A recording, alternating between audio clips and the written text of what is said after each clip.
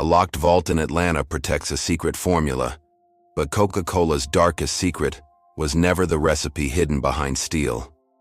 It was the way a medicinal syrup became an American feeling, then survived addiction, war, lawsuits, polluted water, and public betrayal.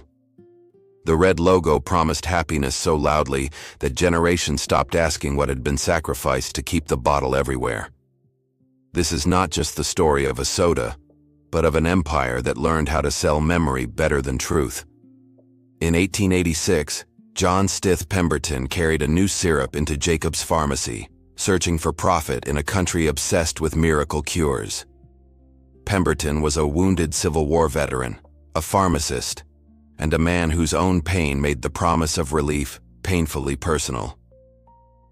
America's patent medicine market was crowded with tonics, elixirs, and bottles claiming to soothe nerves, restore strength, and cure almost everything. Many of those products worked less through medicine than through alcohol, stimulants, narcotics, sugar, and the absence of serious regulation.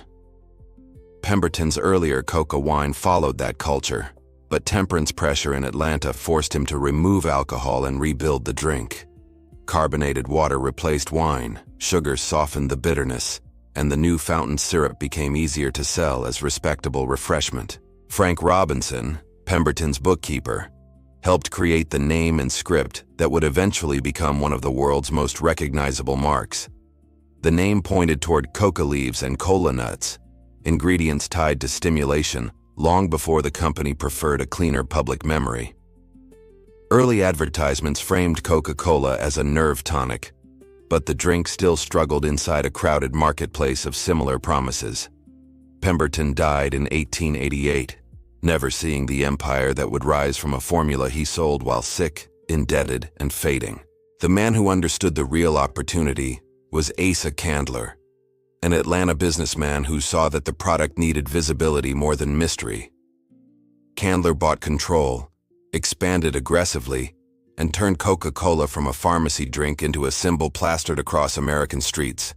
He used coupons, signs, calendars, painted walls, soda fountain promotions, and relentless repetition until the name felt familiar before people tasted it. The strategy was simple and powerful, because Coca-Cola stopped depending on illness and started attaching itself to pleasure, energy, and belonging. That move helped the brand escape the reputation of patent medicine while keeping the emotional promise that a bottle could change how someone felt. By the 1890s, Coca-Cola had become less a cure than a ritual, sold with brightness in an anxious, fast-changing America. Then came the decision that quietly reshaped the business, when two Chattanooga lawyers saw a future Candler had badly underestimated. In 1899, Benjamin Thomas and Joseph Whitehead secured bottling rights, allowing Coca-Cola to travel beyond fountains into stores, stations, and homes. Bottling turned the syrup into a national object, but the loose contract created price disputes and legal tension that lasted for decades. Candler had protected the brand with advertising, yet he had given away part of the future for almost nothing. Still, the bottle made Coca-Cola portable, intimate, and unavoidable, able to sit in a child's hand or an icebox like ordinary life. The company did not merely chase customers because it moved into holidays, sports, theaters, diners, ballparks, highways, and the background of family memory. Santa held it. Celebrities smiled with it, athletes endorsed it, and America learned to connect a sugary drink with warmth and celebration. That emotional territory became the true moat, because competitors could imitate cola, but they could not easily imitate nostalgia at scale. World War II gave Coca-Cola an even larger stage, as the company tied its bottle to soldiers, morale, and American identity overseas. Its leadership promised servicemen a 5-cent Coke wherever they were, turning a commercial product into a patriotic comfort during wartime separation.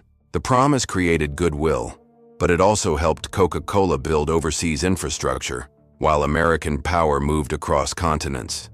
More than 60 wartime bottling plants helped carry the drink into new markets, where soldiers introduced locals to a taste wrapped in victory. Subscribe for more forgotten stories where American money builds legends, hides consequences, and leaves ruins beneath symbols people still love. The wartime image grew darker because Coca-Cola's German operation had also survived under Nazi rule before wartime supply lines were cut. When syrup became unavailable in Germany, Max Keith's team created Fanta from local ingredients, keeping the business alive under a brutal regime. After the war, the profits, trademarks, and operation returned to Coca-Cola, while Fanta's uncomfortable origin disappeared beneath bright fruit-flavored branding. That became one of the company's recurring patterns, because controversy often faded faster than the logo, the bottle, and the feeling. Coca-Cola liked to present the formula as the great mystery, but the real secret was distribution, advertising, repetition, and emotional control.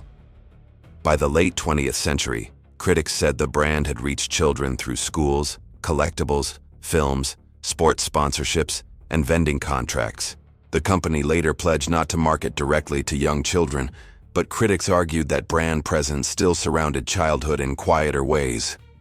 Health concerns also grew louder, as sugary drinks became linked in research and public debate to obesity, diabetes, and dental damage.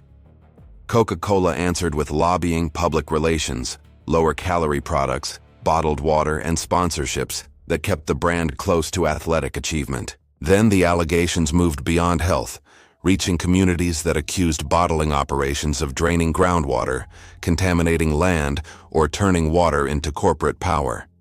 In India, the Plachimata plant became a symbol of protest after residents and activists blamed Coca-Cola for water shortages and pollution. The company disputed many claims and defended its practices, but the image of refreshment looked different beside wells, sludge, and angry farmers. In Latin America, union violence around bottling operations produced lawsuits, campaigns, denials, and questions about responsibility inside a global franchise system. Coca-Cola said independent bottlers, not headquarters, were responsible for local labor conditions, while critics saw one brand benefiting from fragmented accountability. That tension revealed the danger of a worldwide symbol, because every local conflict could stain a logo designed to feel innocent everywhere. Yet the most shocking public revolt came not from water, labor, or health, but from changing the taste Americans believed belonged to them. In 1985, after Pepsi gained attention through blind taste tests, Coca-Cola replaced its classic formula with the sweeter new Coke. Executives trusted research, but customers reacted as if the company had removed a shared national memory without asking permission. Phone lines filled, letters poured in, protests grew, and the company discovered that people were defending identity more than flavor. When Coca-Cola Classic returned after 79 days, outrage turned into celebration, making one of America's biggest marketing failures strangely profitable. New Coke proved the deepest truth of the empire, because the bottle's power came from memory, habit, and belonging, not taste. That is why Coca-Cola could survive so many shadows, because its real product was never only brown syrup under red branding. It was childhood, war, Christmas, lunch counters, ball games, road trips, movie screens, and the comfort of something that seemed permanent. Follow Fortunes and Ruins for more stories where American power sells dreams, buries costs, and leaves symbols glowing after the damage. Coca-Cola began as a pharmacy tonic in Atlanta, but its legacy is a red bottle reflecting happiness on one side and shadow on the other.